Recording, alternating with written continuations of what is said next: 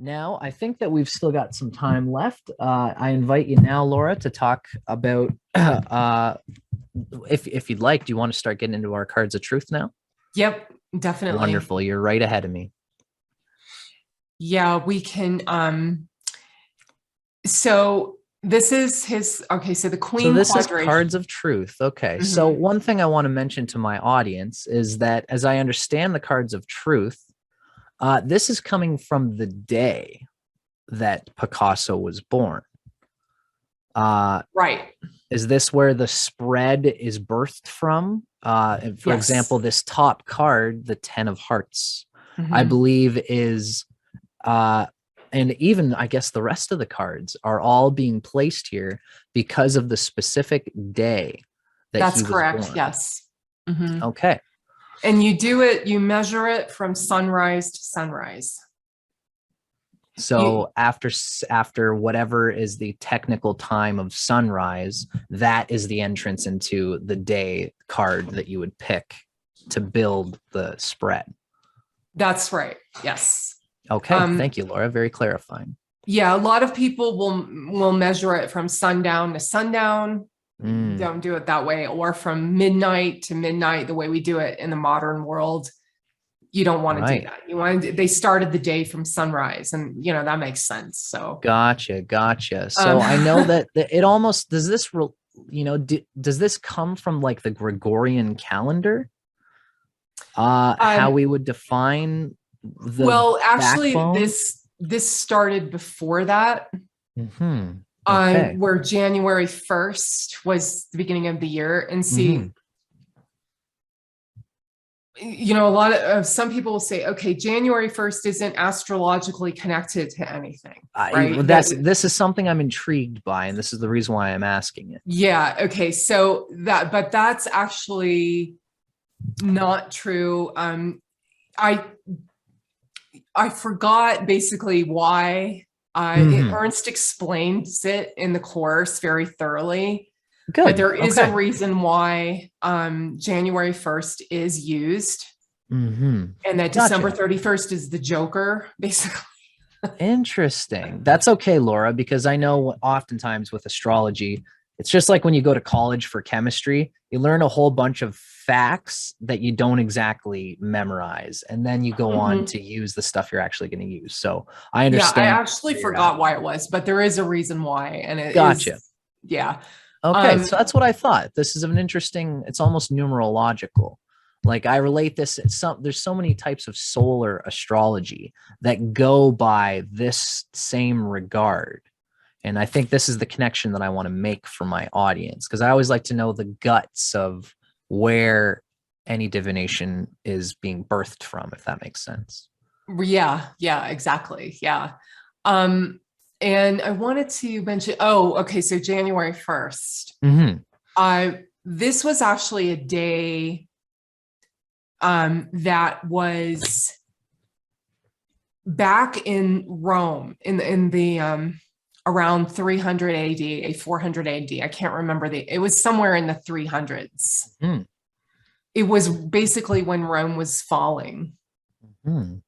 or getting invaded, and losing its empire status, and they started to switch over to Christianity. Okay, Gotcha. there was this emperor called Julian Hmm. who wanted to go back to Hellenism, or the ancient gods, the Roman and Greek gods, like Jupiter, Right. Ares, and Zeus, and all that. And he made that day, January 1st, the day of worship for all of that, all of the old gods. And he was trying to reinvigorate paganism. Interesting. Yeah. And it was a big deal because there was all this conflict. With there, one guy they were trying to bring Christianity as the state religion, and he said, no, Uh, no, I don't want this. So that's Interesting. one. Yeah, yeah, it is. I So that's see kind of almost a. the Christian epithet is kind of like, don't divide anything into time, just pray to the one God and don't think about anything else. It's kind of Right. like keeps the power in the hands of the religious Christian people at the time who didn't want this sense of putting the personal power in the hands of those who understand the cycles of time. And I guess Right, this exactly. gentleman was, yeah, Exactly. cool. Very good. Yeah. It was basically anti-knowledge Uh-huh. or anti-knowledge of time too. And they were persecuting astrologers, but that's another God, that's a whole subject. ball of wax. Yeah. Right. But he wanted to go back to that, those old knowledgeable ways and the study of those things, especially the paganism. Mhm. And so he made January 1st. And that's kind of, to me, the esoteric connection to January 1st. But Cool. anyway, I just wanted to say Thank you that. for the history there, Laura. Yeah. It all adds up. Okay, so this spread, we look over here on the queen quadration. Mhm. Right, this is the birth spread of Picasso. And this is a very much an artist's spread Okay. because hearts are art. Mm. Hearts are making connections to music, art, the expression of the heart, right? Did you say that the suits resonate with the elements? Is there a reason? Yes. Is that part of the reason you're saying that?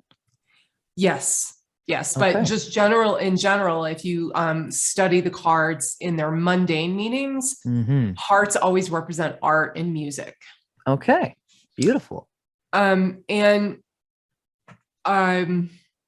okay, so the very first suit is spades, and that corresponds to fire. Okay. Because the first thing is that fire, that spark of life. Gotcha. The second is hearts, which is water. Okay. The third is the clubs, which is air. And the fourth Okay. is diamonds. I had a feeling this would resonate with tarot. And this almost Yes, it reminds me of the does. unfolding of king, queen, prince or page, and then princess in the Crowley sort of system. Right. Fire, water, air, and earth. Right, exactly. Okay. Exactly. Very clear. And so, and then aces and tens, I'm just talking about this because he has this in his chart and he has a 10, Gotcha. are new things. All aces and all tens represent new things, new beginnings. Resonates with the numerology of one, I suppose. Right, right. And 10 is like a new, going to the next level in a cycle. So it's basically an ace to, a more powerful ace. Right, right. The octave. Right. And aces are always the foundation of the suit. So he's a 10 of hearts. Mm-hmm. And so he's raising something to the next level. What? Art. Mm-hmm. He's raising it to the next level. And that is exactly what he did. Wow. Okay. So when we read this spread, you've got Sun through Saturn. And those are these cards. Then you have Rahu and Ketu. And I've noticed it's going right to left. Yep, right to left. And then you have the ecliptic card, which corresponds to the 10th house. And then you have the outer planet cards, or the Jack, King, and Queen card. Interesting. If you don't want to use the astrology, but this is Uranus, Neptune, and Pluto. They correspond to Brahma, Vishnu, and Shiva. Awesome, Laura. This is such good stuff to me. Yeah, this is so much fun. Okay, totally.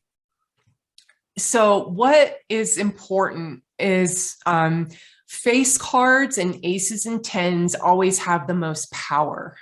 When you say face cards, you mean Jack, Queen, King. Right, right. Because for one thing, Jack, Queens, and Kings represent 3 cards in one. So the Jack is the ace, 2, and 3. The Queen is the 4, 5, and 6. And the King is the 7, 8, and 9. And that's why they have so much power. Interesting. Because they just get more done. They're loaded. Right. So this is a really powerful spread because he has 2 10s, 2 aces, 2 queens, wow. And a Jack. But just to show, kind of give you an idea. Okay, so the Sun card is always a strength and a talent we have. It's something we're born with. However, it's a new talent. It's not carried over from past lives. or, whatever you believe in, it's Mhm. not there from childhood. It's a new Right. thing, a new toolbox. You can think of it as a toolbox that we're given. In this life. Right. Yeah. And number 10, the meaning of number 10, okay, it's a higher level of the ace. It's a new beginning and going to a higher level, but it means enduring and sustained activity with something. Mm. So a 10 just means enduring and sustained activity with diamonds. Resonates with Capricorn to me in a certain, Yeah. the 10 Yeah. in particular. Mhm. Right. Okay. So he's got a new toolbox of enduring and sustained activity with value, with valuables, with creating value. And that's the diamond. Yep. Diamonds are Earth. value. Anything that you think is value, whatever is valuable to you, that's a diamond. For most people, that's material and financial resources. But to some people, that can be time. They have a lot of time, free time they can use. Some people, that's Invested spirituality. Diamonds are very personal to a person because a lot of people find value in many different things. But right. This is a really powerful card because 10 represents the juggler in the tarot. Now it's the Wheel of Fortune. Right, the Wheel of Fortune. Okay. Yeah, the Wheel of Fortune, but it used to be the juggler, meaning you're juggling all these different things. So Gotcha. you're juggling all these different things pertaining to diamonds. Wow. So that's why it's called enduring and sustained activity. Wow. So anyway, so his birth card is 10, and also a 10. So he's got enduring and sustained activity with art, juggling all different kinds of art. And then he has a natural talent of juggling with valuable things. Wow. Okay. So this is a great spread. Okay. Very interesting. The moon I can see card, that I just wanted to say that I've noticed that all the other cards aside from the birth card have correlations with the birth chart. I can even see when I'm looking at the Mars card, for example, we know that the Sun and Mercury were in the sign of Scorpio. Yep. So this Mars card relates with the Rashis of that Mars essentially owns. Exactly. Yep. Now this birth card it's just its own animal. It's just something that is unique to the cards of truth. Or can you see the 10 card in the astrology chart? No, actually, okay. So what the birth card means, I'm sorry, I just jumped ahead of myself to Sun. Oh, it's okay. No, I'm sorry if I'm, the birth card means it's time to do this. Meaning once you are born, it's time to be a 10 of hearts. It means at that day you were born, the energy of the earth, the energies around your birth and that day means it's time for you to do this. And a lot of people will not embrace their birth card. Instinctively. Right. Or, because of like societal values. What I noticed a lot now is people who are spades, born as a spade card, especially like 9 of spades or 8 of spades or king of spades, because spades have to do with the self and pulling the energy in and making a connection to the self. And we have such a society now that's very interconnected. It's what I call a Gemini society or a third house society. Interesting. Where there's all this social media, information instantly. You don't go in yourself, contemplation. You're not always plugged into the world all the time. Right. So it's very hard for spades to embrace their birth card because there's so much pressure to be social. And the individuality implied by fire in spades is bound to get wiped, at least in our modern yuga. Right. Fire is the spark within you. And no, you don't see fire until it's out of control. Like everything burns, right? Or most everything. But everything has fire in it. If it can burn, it means it has fire in it. So everything is here because of fire. It's the birth. The Ace of Spades is the beginning. Oh, wow, interesting. The beginning of life, basically. Right. And so you don't see fire. And that's because it's inside of us. Certainly. And so you have to go within to connect to that fire. But anyway, I'm kind of getting off on a tangent. But what I wanted to point out was that a lot of people will not embrace their birth card. And that's the key to moving forward. That's a strong key to your evolution is embracing your birth card. I totally see it, Laura, because, you know, I find in my practice that there's a lot of times where I find that I am showing people the chessboard as an astrologer, and they can see this chessboard. And a lot of the times I find myself lacking for a place for them to put their overarching sense of self looking over the chessboard. You know, and, you know, so I try to speak to them from within the chessboard of their astrology chart. This to me seems like the time of, or the day that you're born is an aspect of time in your soul, which is going to show how you approach the chessboard. Yeah. Mm-hmm. Am I kind of on the right track? That's a great way of putting it. Yeah. That's a great analogy. I just wanted to make sure I was picking up where you were at. Yeah, definitely. Absolutely. Because there are so many different things to take into consideration, and a lot of people just need a direction. Right. Yeah, and I totally see that, Laura. So thank you for giving me that moment to digest what I'm looking at here. Oh, good. Yeah, thanks. So you can feel free to rock and roll where you were going, Laura. Okay, so that's what the birth card means. It's time to be time to be this. The sun card is our toolbox. It's our new talents that we have to learn to use over our life. The moon card is what the moon means, what we feel comfortable with, what comes into our life naturally, like what we attract into our life without having to do anything. You know, the sun's all about doing something. The moon isn't. It wants to rest and receive. And so it receives. So his is the 8 of spades. The 8 of spades has to do with being stuck, feeling stuck. Okay. It's a card of being sick, being laid up, you know, in the hospital bed. Right. But it's also, in a metaphorical sense, it's a card of the self journey, going within, seeing what's going on inside of you, your, you know, psychological traumas and your hangups and your attitudes that are not conducive to your growth, and getting rid of them. That's a spade. All spades have to do with the self. Okay. Right. With that fire. Yeah. And so, so this means he can attract people and situations into his life that make him feel stuck, or those people are stuck in some way. And they're going through, and that's actually true. I mean, from the women he was with, they had some issues. And he even came out and said, one of his quotes that I loved. Yeah. He came out and said, "Women are vehicles for suffering." Right. Okay. Well, that's very typical of what we're seeing then, isn't it? That's actually was his experience.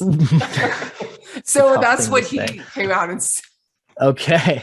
And that really reflects in the 8 of spades. No kidding. On his moon card. Okay. Because that is a card of suffering. It is. Right. And the moon does certainly relate to vehicles, to the women and people that we bring into our lives that sustain us. And that must have been his experience of that. Yeah. He actually had one of his girlfriends had, he painted her crying all the time. There's a lot of his artwork of women crying. Right. And it was this one woman that he was with that had a lot of issues, and so sadly, just like in the world of spades, just like in the world of rock and roll and music, that is a common theme that is written about by people in general. Yeah. Very interesting. Yeah. Okay. So then the Ace of Hearts. All right. The Ace of Hearts becomes a very important card in his spread. Why? Because not only it resonates with the 10 of Hearts. They're basically the same, but 10 is a higher level. Right. So a 10 is a new beginning, and an ace is a beginning. Mm-hmm. The ace is a foundation of the suit, foundation of art. Right. And the other reason is because he has his Atmakaraka in this card. Oh, whoa. Okay, Cool. so it becomes really important. And he has the ecliptic in this card. He's got his 10th cusp in this card. Oh, that's the 10th cusp. Yeah. Okay. Is And that this the really X that we're shows seeing up. there? When we see this little X, Yeah, the X is the 10th cusp. that's the Yeah. 10th cusp. Wow. Yeah, the X is the 10th cusp, and this little vertical line, that's the ascendant. Okay. Very good. So that 10 of diamonds is an important card too. But Right, this one right. even more, this ace Because of hearts. I see. Very good. It has two major self factors, I guess you could say, and it Mhm. resonates with the birth card. Wow. So the ace of hearts is the foundation of art. Now, this is where it gets really interesting. This is kind of where the astrology comes in, and where you really see it in his spread. Number 7 corresponds to Saturn. Right. And 7 is black sevens, 7 of clubs, 7 of spades, correspond to the tower in tarot. Yeah. The red sevens correspond to death. Interesting. So black 7, the 7 of clubs, the clubs have to do with career, Building. work, ideas, knowledge, social interaction, social standing. Those are all clubs, activities. And the 7 means, a 7 of clubs means you are going to walk a path. This is the ecliptic of breaking down your belief systems, breaking down your knowledge of something. Interesting. A lot of people with a 7 of clubs birth card will change religions or go into, Ernst is a 7 of clubs birth card. Cool. Very interesting. So he got into Vedic astrology, totally shook it up, Yeah. He ended the idea or certain attitudes and belief systems around Vedic astrology by introducing the tropical zodiac and the way he, interpreted, approached it and talked about it in the world. Right. So this 7 of clubs goes to this ace of hearts. So he broke up and ended a foundation of art. He started a completely new system of art, trying a bunch of different things, Applying it in a whole different way. Or 7, going through several different stages in his career. Right. Which is clubs. So that really shows. Very interesting. In his creativity, And this see how that gives more in details and nuance. Totally. Gosh, totally. Yeah. I really see that this would have happened in his own personal career because he's got the 7 on the ecliptic. But the ecliptic being involved with Mars and with the Atmakaraka shows that whatever is going on in the spinning of his career into these changes has to reflect in what he's actually doing with that career as an artist, being somebody who shows how you can apply yourself to art in different ways, in a whole new way. Right, exactly. Yeah, he really did shake up and end and destroy some of those attitudes in the general populace of artwork. Right. And then just in generally speaking, the Mars card, what does the Mars card do? The Mars card is where we're struggling to make something happen. Basically, we have all this enthusiasm, we have all of this passion and hunger behind us to make something, to manifest something. And we'll make mistakes. Mars is a place where we do make mistakes. And it's also where we fly away. The word for the numerology of number 3, because this is the 3rd card, is flying away or moving away from something. And experimentation. It's like the 3rd house. We're trying to experiment with things and see what works. Totally. So that's exactly what he did. I mean, there couldn't be a better example of this. I'm Right. just blown away about it. Wow, really? That is so cool.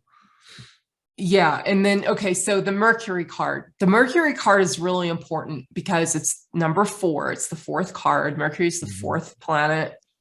And that has to do with security. Number 4 is a security, a foundation, a solid, secure foundation. So this just means an ace of diamonds is the foundation of diamonds. The aces are always the foundation. Yep. So he's got a foundation of skill. He has a solid, secure diamonds are skills. Right. Because diamonds are valuable, right? So a lot of people think clubs are skills. No, diamonds are skills. Clubs is the idea behind it. You know, like interesting.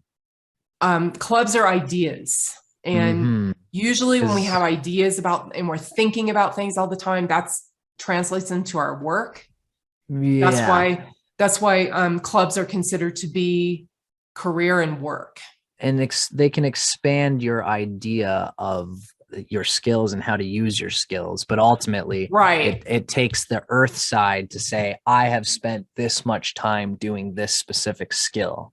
Right, exactly. You know, and when you're really good at something, then that's valuable. You can charge money for it, you know, you are able to, you know, produce something in the world. So, so he has a strong foundation of skills. Interesting. He has a foundational card, the ace, on the foundational Mercury card, number 4. And number 4 is a square, so it doesn't roll, you know, it's solid. Okay. Yeah. So this must be important to his nature in general, being the Atmakaraka. Can I read that at all, since Mercury is the Atmakaraka? Oh, I see what you're saying. Yeah. You probably could do that. I mean, I've never done that. I just look at where Mercury as an Atmakaraka, where it is, but you can try it, you know. That's something to experiment with. Well, thank you, Laura. But I'm glad, I appreciate you being firm in what you understand to be the important knowledge. Yeah, I always want to, you know, encourage people to try it, just because I don't do it that way. Gotcha. But it's good to know what is the priority given by, you know, leaders like Ernst, and knowing what's the important knowledge. Yeah. Okay. Okay. So then he has on the Jupiter card. Okay. Jupiter. This is the 5th card, and number 5.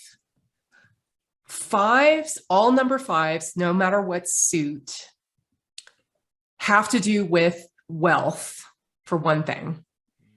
But another thing is number 5 is a lot of effort and activity to make something better, to get to a better place. So number 5 is just really important in going farther in your career and your wealth and your skills and whatever it is that you want to get better at. Progressing in the general. Like we can see the 5th house is kind of in the same way. The only way to really progress in any skill is to just be about it, be a part of it, and to engage with it and to work on it in a discerning way. Yes, exactly. Yeah. And Jupiter is an expansive planet. It wants you to grow beyond your limitations. And so the Queen of Diamonds is a wonderful card. It's a great card for wealth. It's probably one of the best. It is the best, I actually think, for growing wealth, for getting much wealthier. And that's exactly what he did. I mean, he went from poverty to being extremely wealthy. Right. So, and it's on the Jupiter card too. So a Jupiter card is wealth. So having a queen, having a face card in general, well, I guess we're talking about diamonds first. I should say that having The diamond Yeah, here is showing a solid expanse into really wealth in general. absolutely. Absolutely. And it's the queen is the 4, 5, and 6. So Uh, it's got all of this power to produce wealth for him. hmm. And then I want to go to the Venus card because Mhm. this is really indicative of what he went through. Okay. Okay. So a 5 of hearts, fives, again, it's about trying to make something better Mm. and trying to get more out of something. Mhm. And when usually a 5 of hearts can mean a breakup, because one person in the relationship wants to make the relationship better. They're not happy just staying at a 4. Number 4 is the secure place. 4 hearts is our secure well-wishers and our relationship, our stable relationship. But now you want to make it better. You want to make it into something more. So you go to number Enjoyable. 5.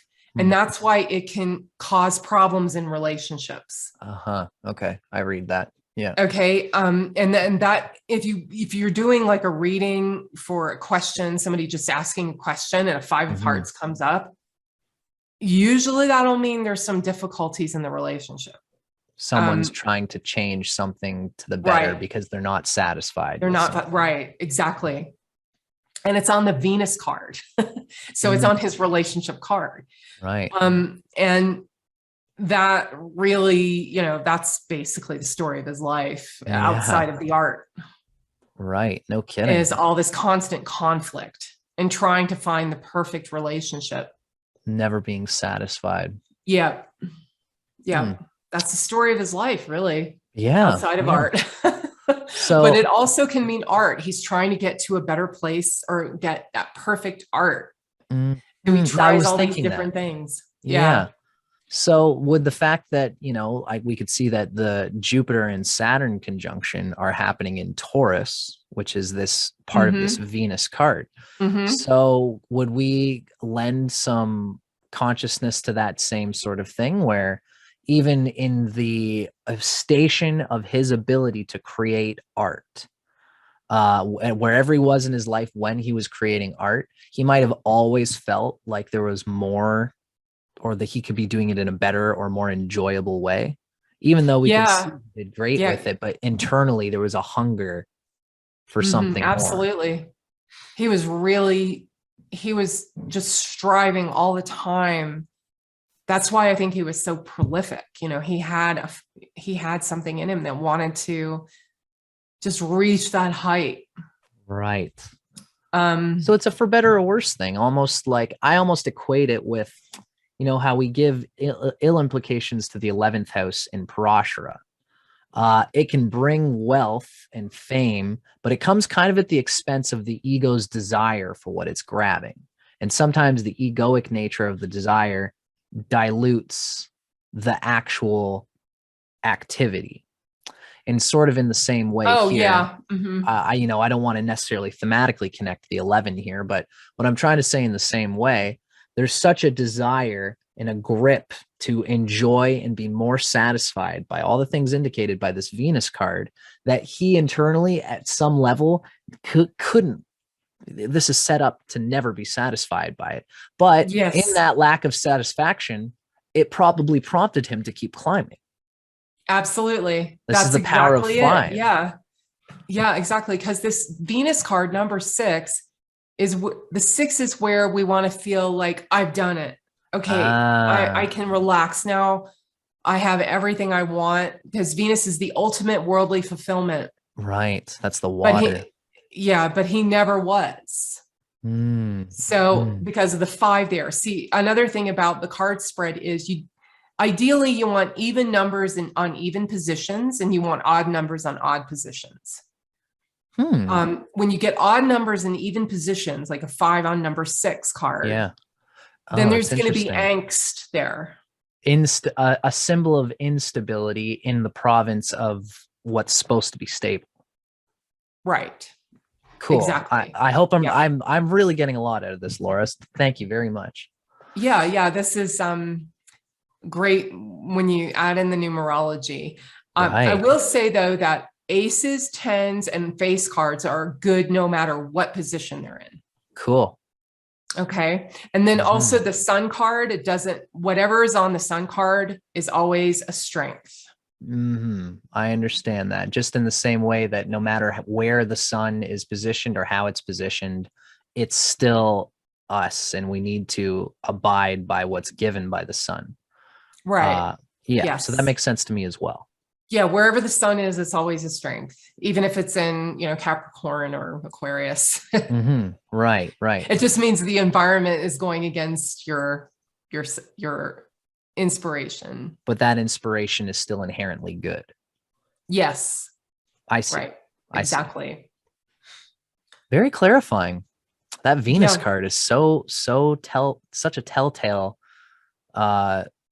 marker for what Pablo Picasso was experiencing. Absolutely. Okay, so all right, I'm going to move on to the Three of Clubs, and this becomes an important card because it's numerologically synchronizes with the 7, because so the 7 of clubs is on the ecliptic, and the ecliptic card is the 10th house cusp. But this, because it's number 10, it means enduring and sustained activity with something. And you're walking a path of the 7 of clubs, which is a breakdown of your belief systems, a breakdown of what you believe to be true. Okay. And so number 7, we go to the number 7 card, which is Saturn, the Saturn card. And you've got a 3 of clubs here. Interesting. And an odd number does well on an odd card. So this 3 actually flourishes here. And a 3 of clubs is a really one of the best expressions of a club card, because the clubs is the 3rd suit. Yeah. Wow. So that 3 corresponds to the 3rd suit, and clubs is ideas. Now, what this card means is the 3 of clubs is a very original thinker, somebody who comes up with innovative, original ideas. Right. Does it resonate with the mutability of, 3 as in a general sort of way? I would think so. Yeah. Yeah. In a certain definitely. way, I see a sprinkler of trying different things, being an odd numbered card. Right. Right. Yeah. And I mean, you can equate it with, the 3rd house. I was thinking experimentation and self-effort and, trying different things and discovery and communication. That's all 3 of clubs too.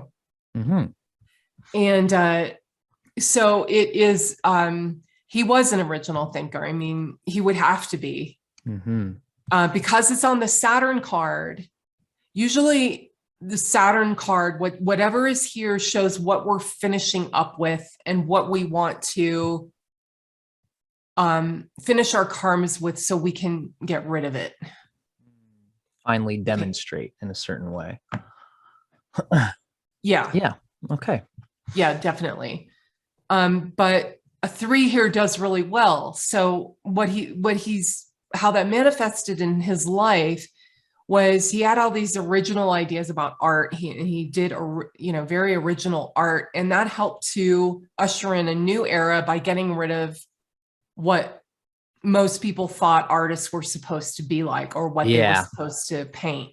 I'm totally reading. Yeah. Like, I almost see that there's a final statement being made, and his final statement being made is, don't be so final about things. The final statement being made is, be open to innovation through the 3.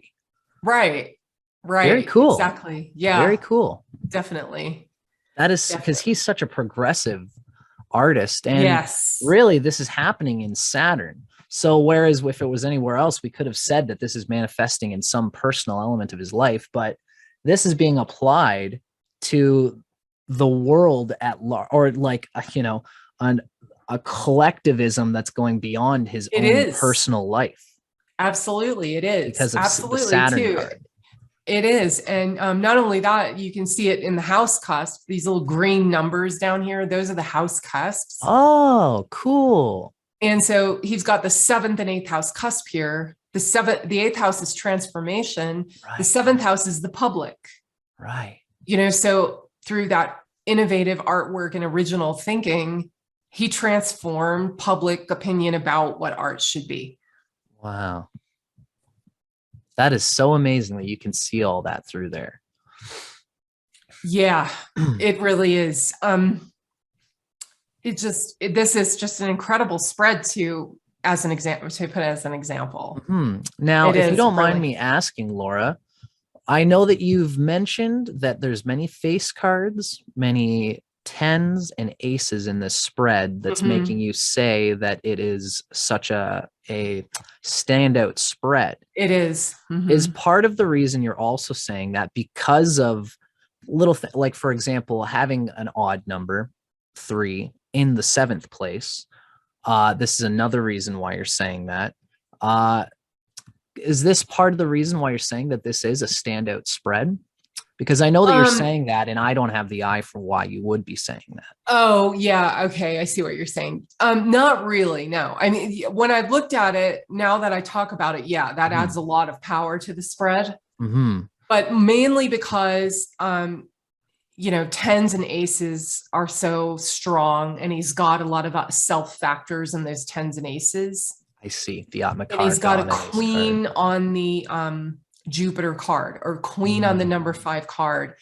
And every face card, they incorporate 3 cards each, but there's one card that they resonate with the most. And with jacks, that's the ace. With queens, that's the 5. And with kings, that's the 9. And first, 5th, and 9th.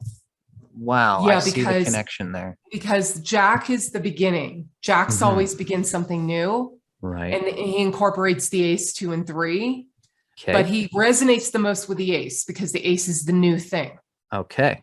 Okay. Queens resonate with 4, 5, and 6. But particularly the 5. But particularly the 5, because the queen does everything. The queens of any suit are the great managers of that suit. And they can take everything at their disposal and make it into something great. I like to use the analogy of a pregnant woman. You take a zygote and you make it into a human baby. So you take something, a foundation, which is number 4, and grow it into something great, which is... And it's the growing process. Right. It's the growing process. So this queen here on the 5th card is really activating number 5. Wow. So it means he's going through so many stages of making value. Right. Because he's birthing it. He's really making it actually a created thing. Right. Yeah. Yeah. That's really I feel like this is teaching me about the 5th house just by making the correlation of what queen is to the 5. Yeah, definitely. Very cool. Yeah. So that's why I said that. All spreads are great. There's a power in all spreads. And some people don't even use a lot of that power in their spread because of, some just the way it's set up with the astrology. Right. Somebody might have something happen in their lives that, whatever Mahadasha or however things unfold for them doesn't allow them to put a great card spread to its full advantage. Right. Yeah. Yeah. Okay. But yeah, the queen or face cards, aces and tens are always really have a lot of power behind them. And if you use that power, you can go really far. Wow. So that's why I said this is such a nice spread.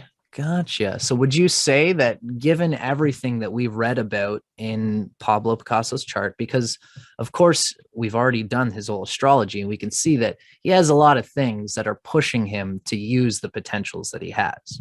So, could we say that with a spread like this, because it's as loaded as you've said, is he like bound to get something good out of this cards of truth spread no matter what? Or Picasso in particular could take advantage of the potentials of the cards of truth spread because he also had a good astrology. Oh, I think I see what you're saying. Mhm. Okay. I personally know a few tens of hearts, Mhm. that have completely different astrology. Right, right.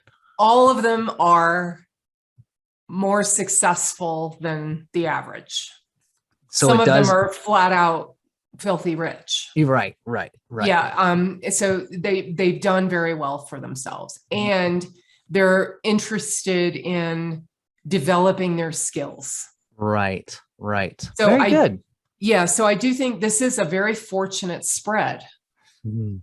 just even without the astrology. Right, right. And we could even say that in the same way that we can say that the astrology really qualifies a cards of truth reading, but a cards of truth reading does stand on its own and even helps to qualify an astrology reading. Yes, definitely. Very, I hope I said that clearly, Yeah, Laura, you because did. this makes total Yeah. sense to me. Now these last 5 cards here, Mhm. or 6 cards, Mhm. this is so loaded and so full of meaning Mm. that I'm kind of tired. We've been going for a long Yeah, time, Laura. I totally I don't invite you. have the power in me to really explain this in the way that it needs to be explained. That's okay. Because to be honest, we've really given the guts of what my intention was to show, the difference between all these systems. So if you want to Right. scratch any surface and talk about the general gist there, feel free, but don't feel obligated to go all the way because this is a long video already. Okay, well, yeah, I'll just briefly say what they mean. Okay, Sure. but there's so much there. Okay, Cool. but all right. So Rahu and K2. Mm-hmm. Rahu is a journey. It corresponds. It's number 8. Mm-hmm. And remember, I was saying number 8 is the 8 of spades is self journey. It's taking the self journey. Wow. Okay.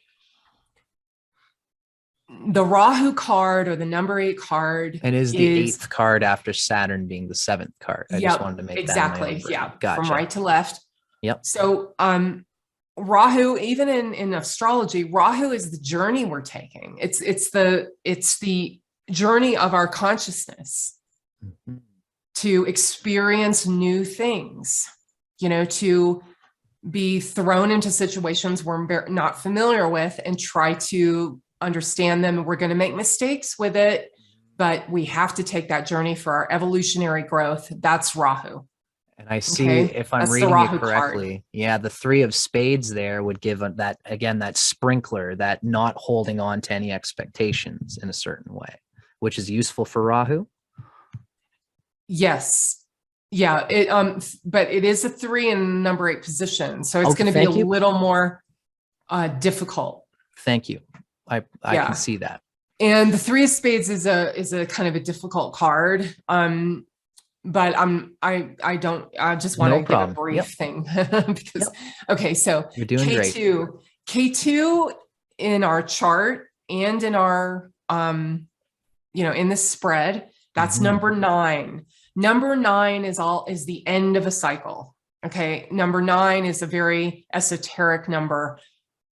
It's the number of making a deeper connection to something.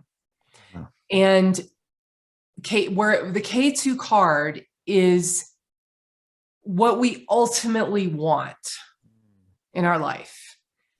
In astrology, K2 is actually what we ultimately want in our astrological profile. Liberating agent. Yeah, it's what we want, what we really, really want, but we have to take the journey of Rahu because we have a skewed view of it. We only have it's our security paradigm, K2, and we only look at it in a certain way, and we have to look at it in a more organic way. And the only way to do that is to go take the journey of Rahu. And to abide by the lived experience of the pains and glories of what it really manifests as through Rahu. Right. And that's why it takes so long to get to the K2 is the last planet to mature at 48. Wow. So he has a 9, or well, he's got a 9 on a 9 card. That's Okay. great. Wow. 9 of Hearts is a great card. It's making a deeper connection to all of life. Mm. Through art, probably, because it shows it's through art because of all these hearts. Gotcha. but Gotcha. but yeah, that's a good. He has 9 on 9. That Mm. is very synchronized. Wow. Then Got the it. ecliptic card is basically the path we're walking. Mhm.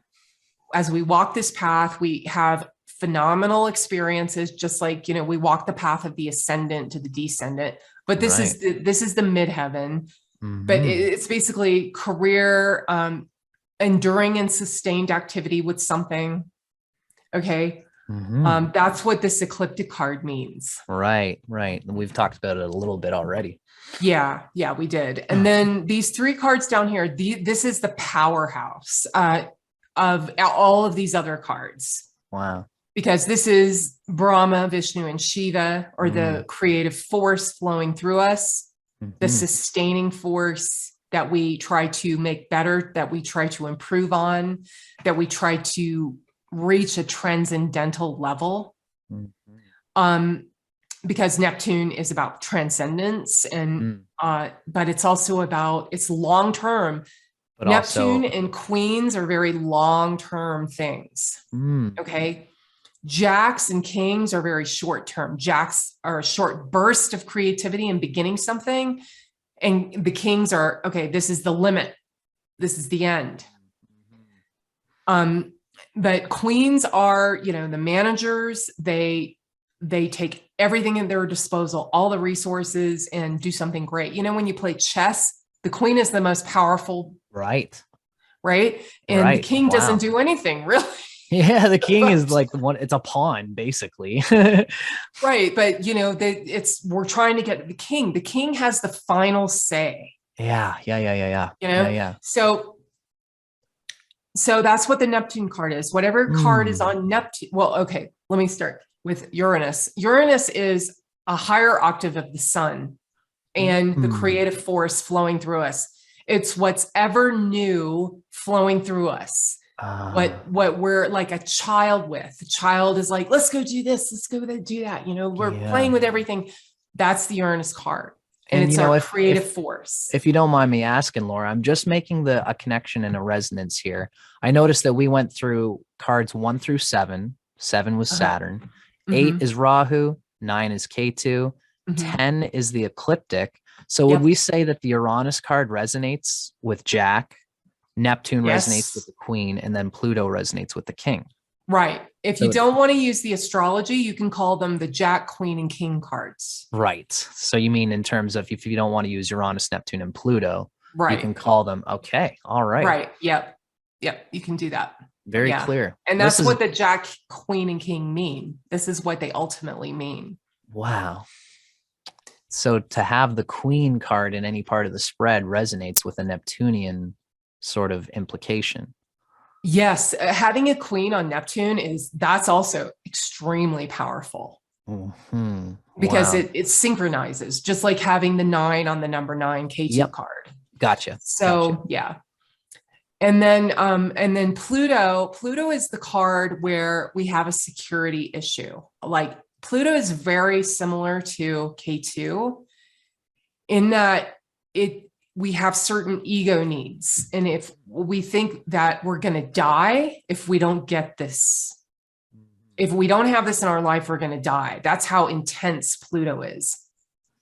And Pluto, that's why it's so intense and everyone's scared of Pluto trans. Right. It resonates with Kundalini in my understanding.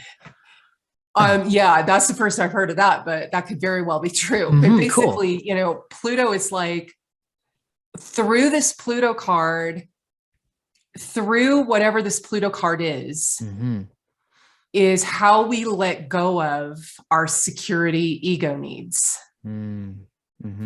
Okay, so, and it can be done in a good way or a beneficial way or an easy way, or it can be done in just heart-wrenching, pull your nails out type of way. It's it really depends on what See, the outer planets don't really do anything. They only do internal things. Internally, you said. Internal things. Yeah. They're Yeah. internal changes in the person. Right. What happens in the outer world is dependent on Sun through Saturn and the nodes. But Right. what is actually going on inside the person is the outer planets or the unseen planets. Right. It's almost like the first planets are connected to the Indriyas, or things that we can energetically deal with.